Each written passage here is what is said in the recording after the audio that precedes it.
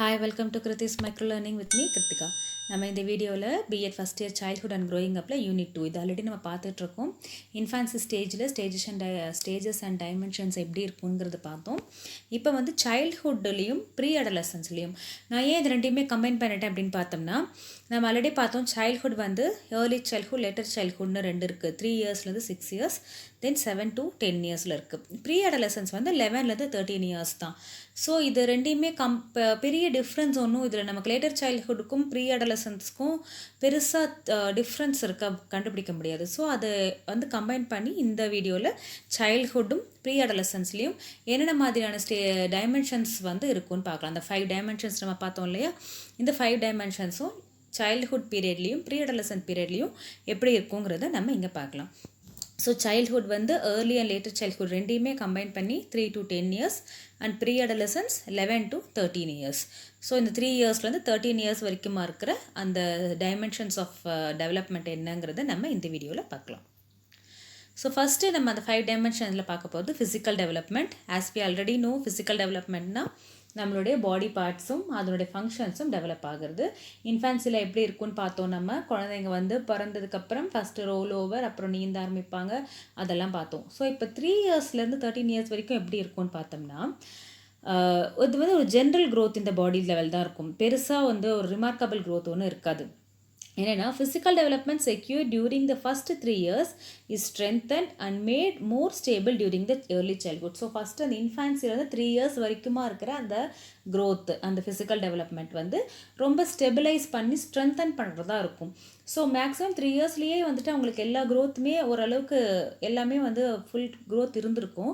So அந்த attain ஆன க்ரோத்தை வந்து இன்னும் நல்லா ஸ்ட்ரென்தன் பண்ணக்கூடிய, அதாவது இந்த போன்ஸோ மசில்ஸோ அந்த நர்வ்ஸோ ஜாயின்ஸ் இதெல்லாம் வந்து ஸ்ட்ரென்தன் பண்ணக்கூடியதும், அதுக்கப்புறம் அது ஒரு ஸ்டெபிலைஸ்டாக இருக்கக்கூடிய அந்த வேலை தான் வந்துட்டு இந்த ஏர்லியர் சைல்ட்ஹுட் பீரியடில் அந்த மாதிரிலாம் நடக்குது.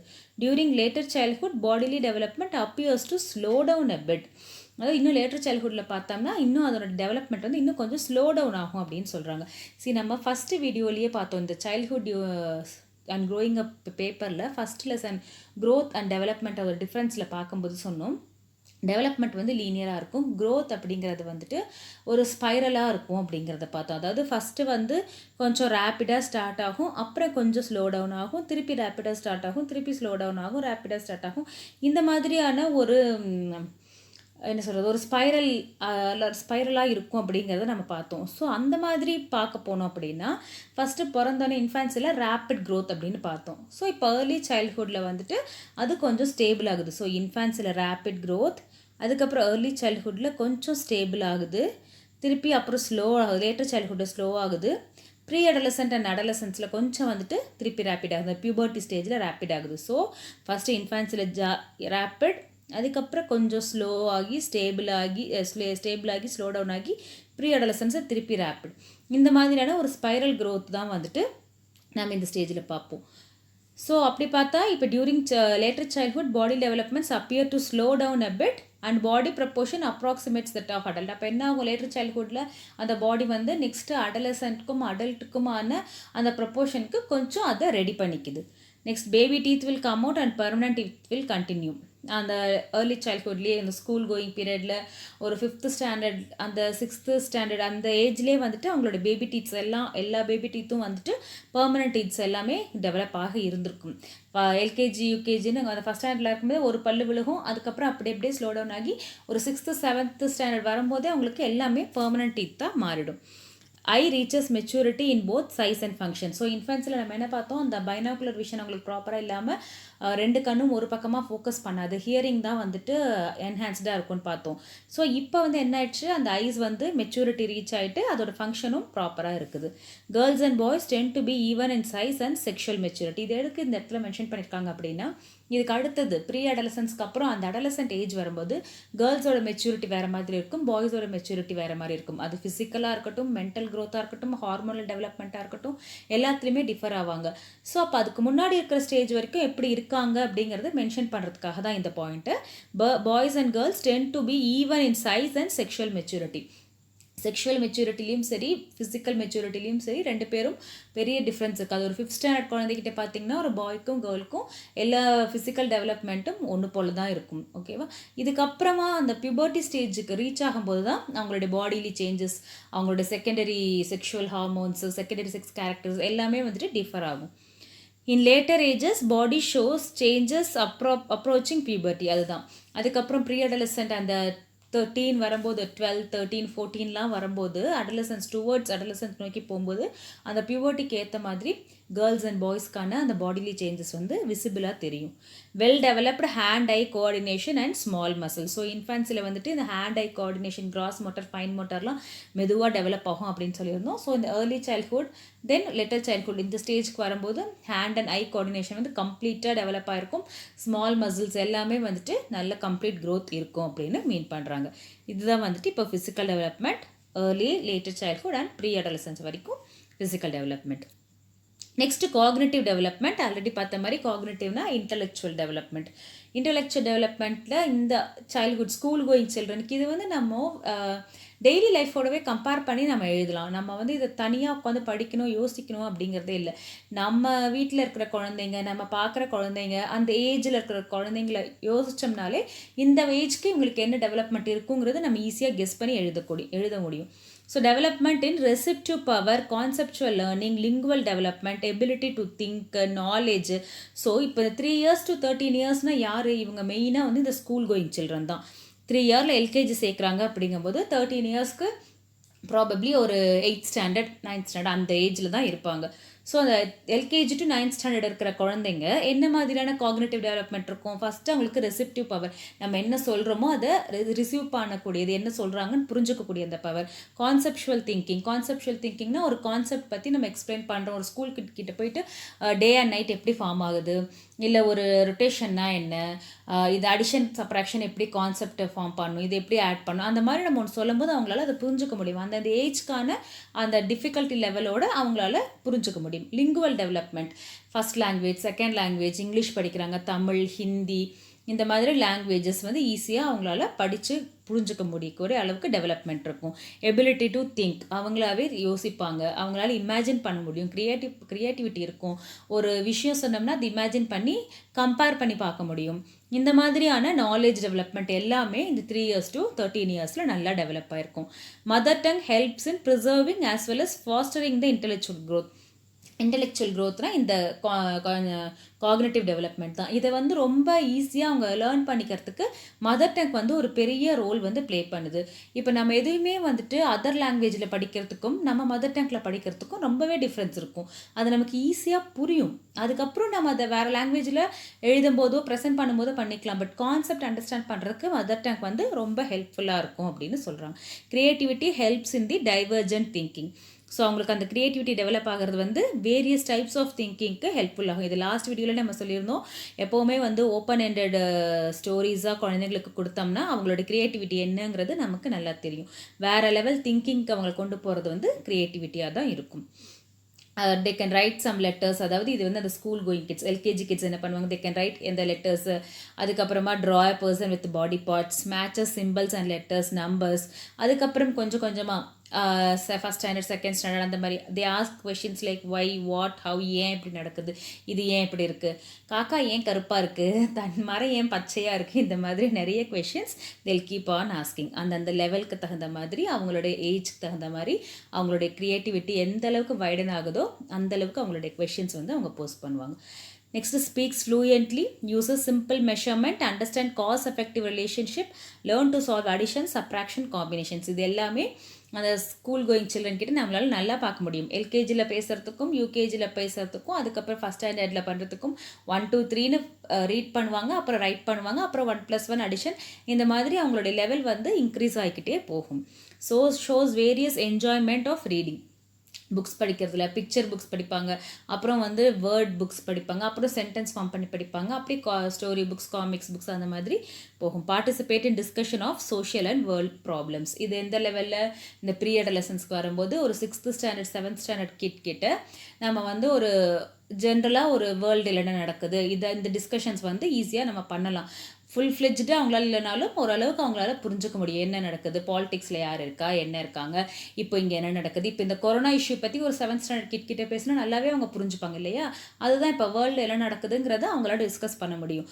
ஸோ ஏபிசிடி லெட்டர்ஸ் ஸ்டார்ட் பண்ண ஆரம்பிக்கிறதுல இருந்து ஒரு எல்கேஜிக்கு 3 years கிட்ட ஏர்லி சைல்ட்ஹுட்டில், தென் அவங்க வேர்ல்டு ப்ராப்ளம் டிஸ்கஸ் பண்ணுற வரைக்கும் 13 yearsல, இதுதான் வந்துட்டு இந்த 3 to 13 yearsல இருக்கிற ஒரு காக்னிட்டிவ் டெவலப்மெண்ட்.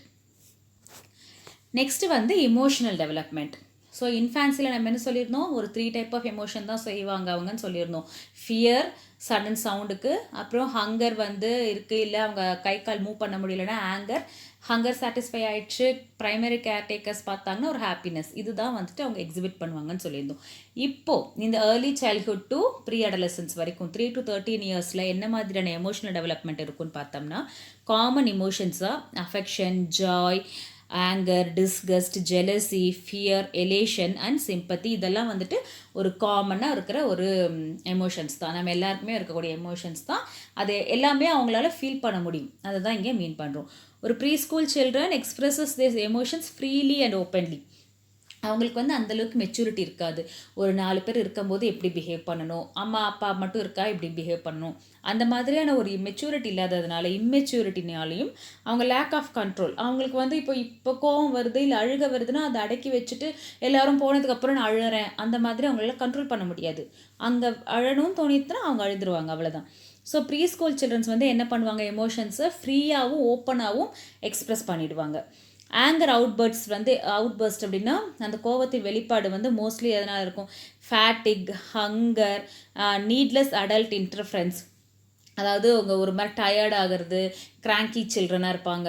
அந்த மாதிரி இருக்கும்போது, இல்லை பசி வந்துடுச்சுன்னா அவங்களுக்கு என்ன பண்ணுறதுன்னு தெரியாம கோவம் வரும்.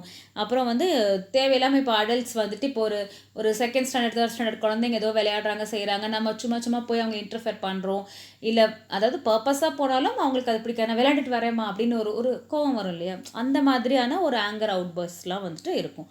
As they often expose to many strange situation they exhibit many ஃபியர்ஸ்.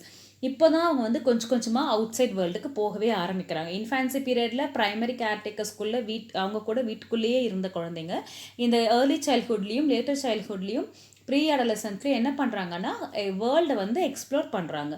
So first கொஞ்சம் தூரம் எல்கேஜி, யூகேஜி, அந்த ஏர்லி 3 to 6 yearsல வந்துட்டு ஓரளவுக்கு போகிறாங்க அப்படின்னா, அடுத்தது அவங்க ஃப்ரெண்ட் சர்க்கிள் இப்போ கொஞ்சம் பெருசாக ஃபார்ம் ஆகும். அதுக்கப்புறம் பெரிய அடலசன்ஸில் இப்போ டியூஷன் போவாங்க, வேறு கிளாஸஸ் போவாங்க.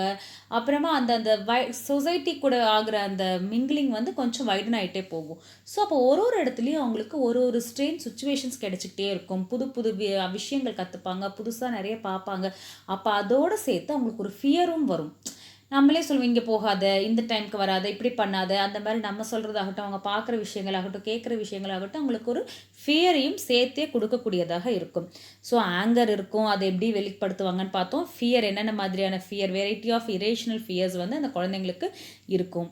அப்புறம் children between 6 to 9 years are often alert to the feeling of others. எப்போவுமே வந்துட்டு இவங்க என்ன பண்ணுவாங்க, அவங்க நம்மளை எப்படி பண்ணுவாங்க யோசிப்பாங்க. அந்த மாதிரி அடுத்தவங்களுடைய ஃபீல்க்கு வந்துட்டு அவங்க கொஞ்சம் என்ன பண்ணுவாங்க, அவங்க கொஞ்சம் அதுக்கு தகுந்த மாதிரி இது பண்ணிக்குவாங்க. என் ஃப்ரெண்ட்ஸ் இப்படி சொல்லிடுவாங்க, அந்த மாதிரி. அதே மாதிரி they often hurt the feeling of other children. அவங்களோட டாயை பிடிங்கிக்கிறது, அவங்கக்கிட்ட இருந்து பென்சில் எடுக்கிறது, அவங்கள அழ வைக்கிறது, அது வந்து அந்த இம்மெச்சூரிட்டினால தான். அந்த 6 to 9 yearsலேயும் பெருசாக அந்த அளவில் மெச்சூரிட்டி இருக்காது.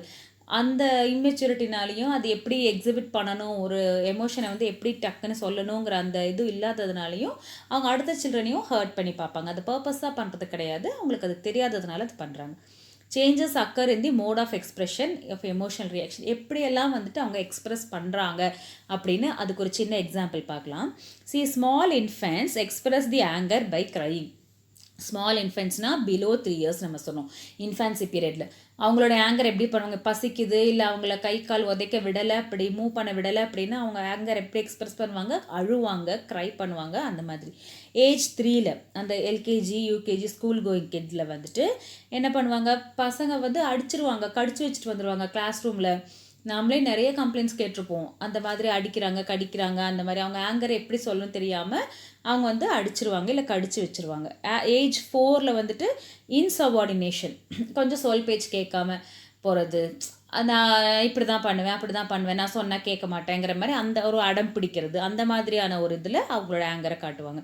ஒரு 6 இயர்ஸ் ஆயிடுச்சு, ஒரு செகண்ட் ஸ்டாண்டர்ட் தேர்ட் ஸ்டாண்டர்ட் அப்படின்னா வந்துட்டாங்க அப்படிங்கும்போது என்ன பண்ணுவாங்க, வேர்பல் அப்யூசஸ், வேர்ட்ஸ் யூஸ் பண்ணுவாங்க. உனக்கு நீ இப்படி பண்ணுற அப்படி பண்ணுறங்கிற மாதிரி, இல்லை வேறு ஏதாவது நான் இப்போ ஏன் அந்த அளவுக்கு போகலைனாலும் ஓரளவுக்கு வேர்ட்ஸ் யூஸ் பண்ணிவிட்டு அவங்க திட்டு போடா நான் தரமாட்டேன், அந்த மாதிரியான வேர்ட்ஸ் அவங்க எந்த என்விரான்மெண்ட்டில் இருக்காங்களோ அவங்களுக்கு அந்த மாதிரியான வேர்ட்ஸ்லாம் யூஸ் பண்ணும். 9 ஏஜஸ் வரும்போது, அந்த லேட்டர் சைல்ட்ஹுட்டுக்கெலாம் வரும்போது என்ன ஆகிடும், conflicts between group, friends, gang, அதாவது ப்ரீ கேங்னு சொல்லலாம், கேங் கிடையாது ப்ரீ கேங். ஒரு சண்டை, கை கலப்பு, அவனுக்கு சண்டை, இந்த குரூப்புக்கு அந்த குரூப், அந்த மாதிரியானதெல்லாம் மெதுவாக ஸ்டார்ட் ஆகும். ப்ரீ அடலசன்ஸில் நல்லா கேங் ஃபார்ம் பண்ணி அதுக்கப்புறம் அந்த மாதிரி அவங்க எக்ஸிபிட் பண்ணுவாங்க எமோஷன்ஸை. இந்த மாதிரி வேரியஸ் டைப்ஸ் ஆஃப் எக்ஸ்ப்ரெஷன் மூலிமா அவங்க எமோஷன்ஸையும் வந்துட்டு எக்ஸிபிட் பண்ணுறாங்க. தென் சென்சிட்டிவ் டு கிரிட்டிசிசம், யாராவது ஒரு 4 பேர் இருக்கும்போது ஏதாவது சொல்லிட்டா அவங்களுக்கு ரொம்ப கஷ்டமாயிடும், ரொம்ப கிரிட்டிசைஸ் அவங்கள தப்பு சொல்லிட்டா ரொம்ப சென்சிட்டிவ் ஆகிடுவாங்க. அதனால தான் வந்துட்டு கொஞ்சம் கேர்ஃபுல்லாக வந்துட்டு நம்ம அவங்கள ஹேண்டில் பண்ணணும் அப்படிங்கிறது. எப்போவுமே ஒரு குழந்தைகிட்ட ஒரு தப்பு சொல்லும்போது அது யாருக்கு முன்னாடி சொல்லக்கூடாது, அவங்களுக்கு தனியாக கூட்டிகிட்டு போயிட்டு இந்த மாதிரி பண்ணியிருக்கேன் அப்படிங்கிற மாதிரி சொல்லணும். அதே ப்ரைஸ் பண்ணும்போது எல்லார் முன்னாடியும் ப்ரைஸ் பண்ணணும், அதுதான் அவங்களும் எதிர்பார்ப்பாங்க. This sensitive to criticism but they need praise and recognition. ஒரு 4 பேர் இருக்கிற இடத்துல அவங்களுக்கும் ரெக்கக்னேஷன் இருக்கணும், அவங்கள ப்ரைஸ் பண்ணணும்னு எக்ஸ்பெக்ட் பண்ணுவாங்க. அவங்க செய்கிற தப்பை தனியாக சொல்லணும், அவங்களுடைய நல்ல விஷயங்களை எல்லாரும் முன்னாடியும் ஷேர் பண்ணணும். Adult rules often causes emotional difficulties, இது வந்து எல்லா ஏஜ்லேயும் இருக்குது, இவங்களுக்கு மட்டும் கிடையாது.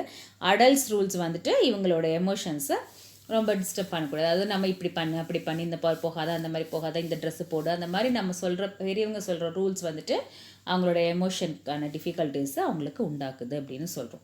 ஸோ இப்போ ஃபிசிக்கல் பார்த்துருக்கோம், காக்னேட்டிவ் பார்த்துருக்கோம், எமோஷனல் டெவலப்மெண்ட் பார்த்துருக்கோம் 3 years to 13 years வரைக்கும். Next social development. ஸோ அவங்க எல்கேஜிக்கு ஸ்கூலுக்கு போகிறாங்க, 3 yearsக்கு போகிறாங்க அப்படின்னாலே ஃபேமிலியை விட்டு நெக்ஸ்ட்டு சொசைட்டிக்குள்ளே மூவ் ஆகுறாங்க அப்படின்னு அர்த்தம். ஸோ அவங்களுக்கு அந்த இடத்துல இருந்தே சோஷியல் டெவலப்மெண்ட் கொஞ்சம் கொஞ்சமாக கிராஜுவலாக டெவலப் ஆக ஆரம்பிக்குது. எடுத்த உடனே வந்துடாது, ரொம்பவே கிராஜுவலாக தான் டெவலப் ஆகும். Social behaviour developed during childhood, அந்த ஏர்லி சைல்ட்ஹுட்லேயோ லேட்டர் சைல்ட்ஹுட், அந்த சைல்ட்ஹுட்டில் எப்படி டெவலப் ஆகுது, ஃபஸ்ட்டு ரைவல்ரினா சண்டை, சண்டை, கோவம், அதெல்லாம் aggressions, cooperation, sympathy and social approval. கொஞ்சம் கொஞ்சமாக ஒன்றா தான் வந்துட்டு அவங்களுக்கு ஃபார்ம் ஆக ஆரம்பிக்குது. ஃபஸ்ட்டு சண்டை போடுவாங்க, அடம் பிடிப்பாங்க, அதுக்கப்புறமா ஒருத்தர் சேர்ந்து விளையாடுவாங்க, அதுக்கப்புறம் இன்னொருத்தருக்காக பிடி, ஐயோ பாவம் அப்படிங்கிற ஃபீல் வரும். அதுக்கப்புறமா சோஷியல் என்ன அப்ரூவ் பண்ணுறாங்களோ அதுக்கு தகுந்த மாதிரி அவங்களுடைய சோஷியல் டெவலப்மெண்ட்ஸ் மாறும். ஸோ இதுதான் வந்துட்டு, ஏன்னா வீட்டில் இருக்கும்போது அவங்க வேறு மாதிரி இருப்பாங்க, அவங்களுக்கு கேட்டதெல்லாம் கிடைக்கும். வெளில போயிட்டு அவங்க கேட்டது ஒன்று டினை ஆகுது அப்படின்னா கோவம் வரும், அக்ரிஷன் வரும், சண்டை போடுறது மாதிரி வரும். அதுக்கப்புறமா ஃப்ரெண்ட்ஸ் ஆவாங்க. இது மாதிரி தான் மெல்ல மெல்ல சோஷியல் டெவலப்மெண்ட் ஒரு ஸ்டேஜாக டெவலப் ஆகும். Later childhood is marked by the pseudo maturity. Pseudo மெச்சூரிட்டினா லேட்டர் சைல்ட்ஹுட் நம்ம என்ன இயர் பார்த்தோம், அந்த 10 years ஏஜ், 6 to 10 years அப்படிங்கும்போது அங்கே வந்து ஒரு ஃபுல்லாக அவங்க மெச்சூர் ஆகியிருக்க மாட்டாங்க, ஆனால் அவங்க வந்து நமக்கு எல்லாம் தெரியும் அப்படிங்கிற மாதிரியான ஒரு மெச்சூரிட்டியை அவங்க நினச்சிப்பாங்க. சூடோ மெச்சூரிட்டி, சூடோனா ஃபால்ஸ், ஒரு ஃபால்ஸ் மெச்சூரிட்டி வந்து அவங்களுக்கு அந்த ஏஜில் இருக்கும். According to Erikson theory, preschoolers is in the stage where he or she develop a sense of initiative. He or she wants to learn what to do for himself, learn about the world and other people. First வந்துட்டு நமக்கு ஒரு இனிஷியேட்டிவாக இருக்கணும், நமக்கு அவங்களுக்குங்கிற அந்த thing வரும். அதுக்கப்புறம் அவங்களுக்கு என்ன செஞ்சுக்கணும், நமக்கு என்ன கற்றுக்கணும், நம்ம என்ன பண்ணணும், ஏதாவது ஒன்று லேர்ன் பண்ணணுங்கிறது வரும். அதுக்கப்புறமா வந்துட்டு வேர்ல்டு அண்ட் அதர் பீப்புள் பற்றி அவங்க யோசிக்கிற மாதிரி இருக்கும் அப்படிங்கிறாங்க. இதுதான் வந்துட்டு நான் கிராஜுவல் டெவலப்மெண்ட் அப்படின்னு சொன்னேன். ஆங்ஷியஸ் டு ப்ளீஸ் அதர்ஸ், எப்போவுமே அடுத்தவங்களை ப்ளீஸ் பண்ணணும், அப்போ தான் அவங்க ப்ரைஸ் பண்ணுவாங்க, அவங்களுக்காக அந்த மாதிரியான திங்கிங் வரும். ஸோ இந்த ஏஜில் வந்துட்டு நம்ம ரொம்ப ப்ளீஸிங்காக இருக்கணும், நம்ம இப்படி அழகாக இருந்தால் இவங்க நம்மளை அப்ரிஷியேட் பண்ணுவாங்க, நம்ம கரெக்டாக ஹோம்ஒர்க் பண்ணால் மிஸ் அப்ரிஷியேட் பண்ணுவாங்க, நம்ம நல்லதாக கிஃப்ட்டு ஏதாவது எடுத்துகிட்டு போனால் ஃப்ரெண்ட் அப்ரிஷியேட் பண்ணுவாங்க, அவன் நம்மளை ரெகக்னைஸ் பண்ணுவாங்க. அந்த மாதிரி அடுத்தவங்களை ப்ளீஸ் பண்ணணுங்கிற எண்ணங்கள் வந்து அதிகமாக இருக்கும். They enjoy sharing secrets and discussing mysteries with friends. கொஞ்சம் கொஞ்சமாக என்னாகும், பேரண்ட்ஸை விட ஃப்ரெண்ட்ஸ் கிட்ட அவங்களுடைய அட்டாச்மெண்ட் ஜாஸ்தியாகும். அவங்கக்கிட்ட சீக்ரெட்ஸ் ஷேர் பண்ணுவாங்க, ஸ்டோரிஸ் ஷேர் பண்ணுவாங்க, மிஸ்ட்ரிஸ் பேசுவாங்க. அந்த மாதிரி இந்த ஃபேமிலி குரூப்லேருந்து கொஞ்சம் விலகி சொசைட்டியில் ஸ்லோவாக மிங்கிள் ஆக ஆரம்பிப்பாங்க.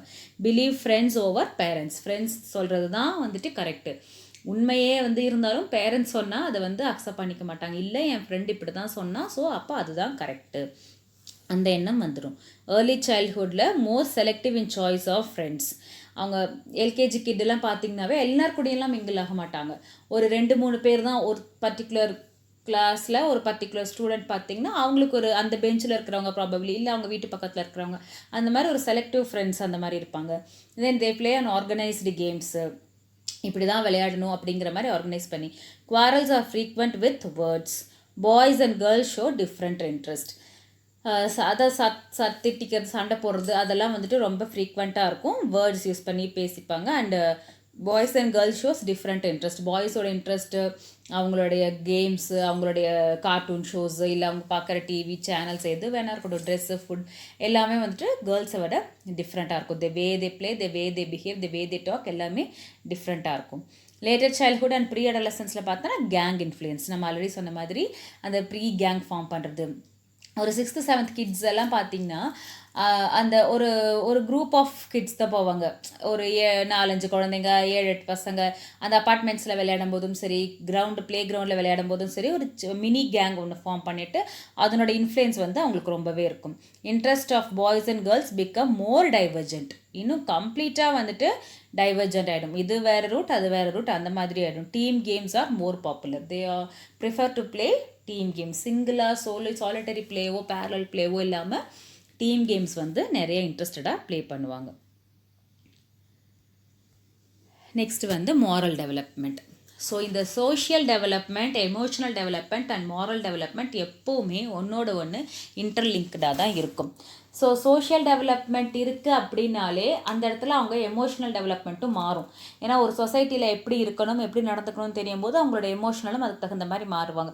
சோஷியல் அண்ட் எமோஷனல் டெவலப்மெண்ட்டை மேனேஜ் பண்ண தெரிஞ்சிருச்சு அப்படின்னாலே மாரல் டெவலப்மெண்ட் அவங்களுக்கு அங்கே வந்துடும்.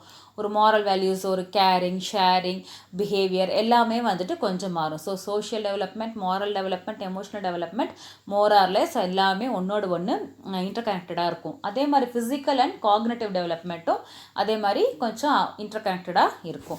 பட் ஆன் த ஹோல் பார்த்தா இந்த 5 டைமென்ஷன்ஸுமே வந்துட்டு ப்ராப்பராக இருந்தால் தான் ஒரு ப்ராப்பர் ஹியூமன் பீயிங்காக வந்துட்டு அவங்க டெவலப் ஆக முடியும். ஸோ ஓகே, மாரல் டெவலப்மெண்ட்டில் பார்த்தோம்னா ஜென்ரலாக வந்துட்டு ஒரு 4 ஸ்டேஜஸ் வந்து சொல்கிறாங்க. என்ன 4 ஸ்டேஜஸ் மீன் பண்ணுறாங்க அப்படின்னு பார்த்தோம்னா, first one prudential stage, authoritarian stage, social stage and personal stage.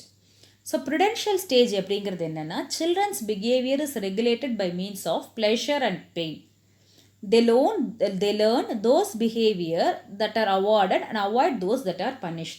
இந்த ப்ருடென்ஷியல் ஸ்டேஜில் வந்துட்டு குழந்தைங்க என்ன பண்ணுவாங்க, இது பண்ணால் நமக்கு ஹாப்பினஸ் கிடைக்கும், இது பண்ணால் அடி விழுகும், திட்டு விழுகும், பெயினாக இருக்கும், இல்லை நம்ம விழுந்துருவோம், ஏதோ ஒரு இது அந்த மாதிரி அவங்களுக்கு இதனால ப்ளஸ்ஸு இதனால மைனஸுங்கிறத வந்து அவங்களுக்கு தெரிஞ்சிருக்கும்.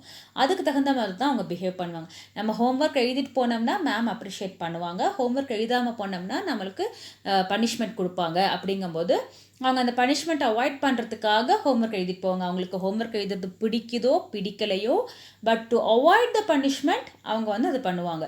அந்த அம்மா லஞ்ச் பாக்ஸில் கொடுத்துருக்க சாப்பாடு பிடிச்சிருக்கோ பிடிக்கலையோ, வீட்டுக்கு போனால் அம்மா திட்டுவாங்க அப்படிங்கிற அந்த பயத்தில் அந்த பனிஷ்மெண்ட் அவாய்ட் பண்ணுறதுக்காக அந்த லஞ்சை வந்து அவங்க சாப்பிட்டுட்டு போவாங்க. அதுதான் வந்துட்டு இங்கே Prudential stage, to avoid those punishment. Next வந்துட்டு அத்தாரிட்டேரியன் ஸ்டேஜ். அந்த ஏஜில் அந்த ஸ்டேஜில், ஸோ ப்ருடென்ஷியல் ஸ்டேஜுங்கிறது வந்து அந்த ஏர்லி சைல்ட்ஹுட்னு வச்சுக்கலாம். அப்போ தான் வந்துட்டு குழந்தைங்க ஆமா திட்டுவாங்க, பயந்துட்டு செய்கிறது அதெல்லாம். நெக்ஸ்ட் அத்தாரிட்டேரியன் ஸ்டேஜில் வரும்போது children follow the direction of parents, teachers who have dominating influence over them. அப்போ என்ன பண்ணுவாங்க, அவங்க அந்த இன்ஸ்ட்ரக்ஷனை ஃபாலோ பண்ணுவாங்க.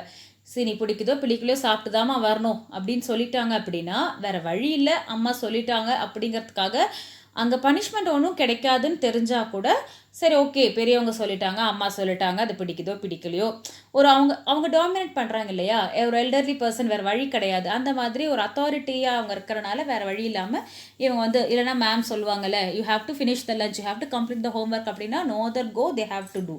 அது வந்துட்டு authoritarian stage.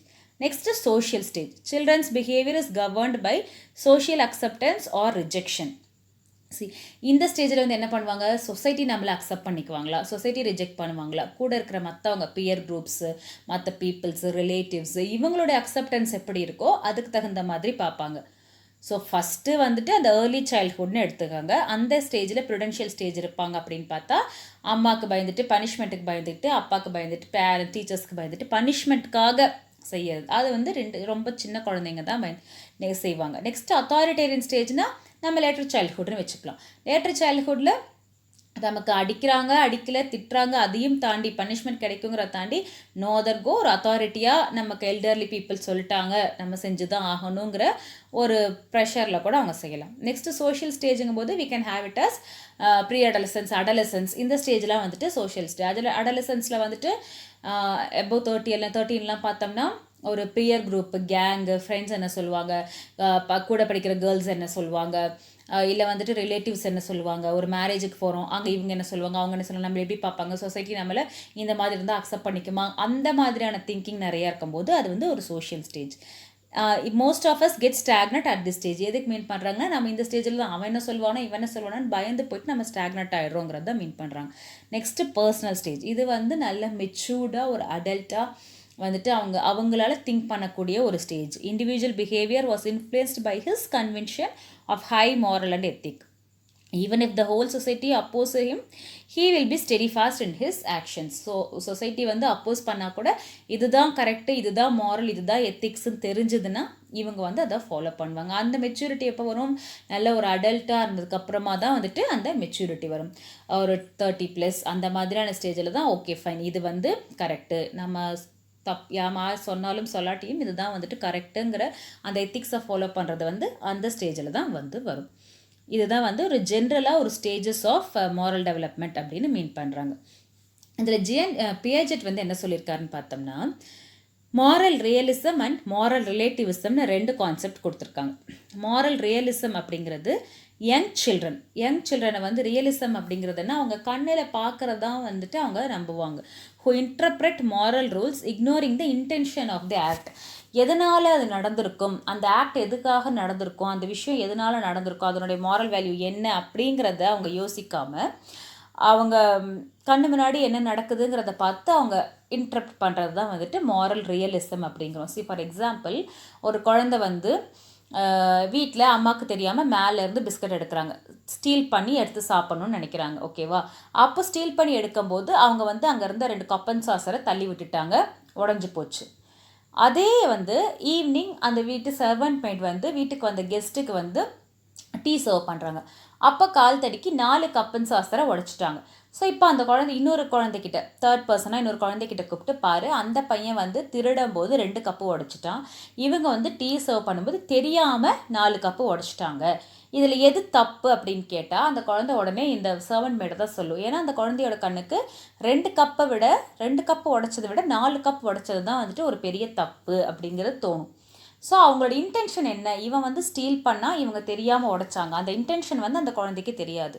But in front of her அந்த 4 கப்பு 2 கப்புங்கிற டிஃப்ரென்ஸை மட்டும் பார்த்துட்டு அவங்க வந்து இவங்க தான் தப்பு, சர்வன்ட் மேட் தான் தப்புன்னு அவங்க ஜட்ஜ் பண்ணுவாங்க. இந்த மாதிரி இன்டென்ஷன் தெரியாமல் அந்த கண்ணு முன்னாடி இருக்கிறத மட்டும் பார்த்துட்டு அந்த ரூல்ஸை வச்சு அவங்க ஜட்ஜ் பண்ணுறது தான் மாரல் ரியலிசம் அப்படிங்கிறாங்க. Next moral relativism. இது வந்து அட்டைன் பண்ணுறதுக்கு ஒரு 12 இயர்ஸ்க்கு மேலே, அதாவது அந்த ப்ரீ அடலசன்ஸ், அந்த அடலசன்ஸ், அந்த ஸ்டேஜில் தான் வந்துட்டு அவங்களுக்கு அந்த மாரல் ரிலேட்டிவிசம் வருது. அங்கே என்ன ஆகுது, aware that other people have different point of view. அப்போ தான் ஓகே, நம்ம பாயிண்ட் ஆஃப் வியூ வந்து இப்படி இருக்குது, அவங்களோட பாயிண்ட் ஆஃப் வியூ வேறவா இருக்கும் அப்படின்னு அவங்க யோசிக்கிறதுக்கு அந்த அடலசன்ட் ஸ்டேஜ்க்கு அவங்க வரணும். அந்த மாதிரி இருக்கும்போது தான் அவங்க வந்து மோட்டிவ் என்ன, அது சர்க்கம்ஸ்டன்ஸ் என்ன, அது நடந்த காரணம் என்ன, இடம் என்ன, சுச்சுவேஷன் என்ன, இது எல்லாத்தையும் ஜட்ஜ் பண்ணிவிட்டு அவங்க வந்துட்டு அதை ஒரு மாரல் வேல்யூவாக ஒரு மாரல் ரிலேட் பண்ணி பார்க்கக்கூடிய அளவுக்கு அந்த மெச்சூரிட்டி வந்து 13 இயர்ஸில் தான் வந்துட்டு அவங்களுக்கு வருது. இதுதான் பியாஜெட் வந்து மாரல் ரியலிசம் அண்ட் ரிலேட்டிவிசம் அப்படின்னு மீன் பண்ணியிருக்காங்க. இதே மாதிரி தான் கால்பர்க்ஸும் 3 லெவல்ஸ் கொடுத்துருக்காரு. Pre conventional level, conventional level, post conventional level அப்படின்னு. மோரலஸ் அதுவும் ஒரே மாதிரி தான் இருக்கும்.